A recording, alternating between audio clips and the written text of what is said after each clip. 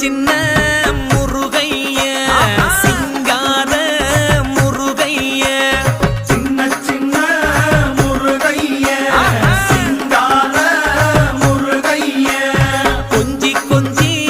தமிழ் பேசும் செந்தில் வடிவேலனவ கொஞ்சி கொஞ்சி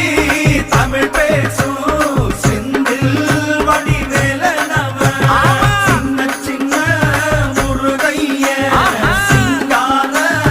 முருகைய கொஞ்சி கொஞ்சி தமிழ் பேசும் செந்தில் வடிவேலனவ சுப்பிரமணிய சாமி என்பார், கார்த்திகேயன் என்பார்,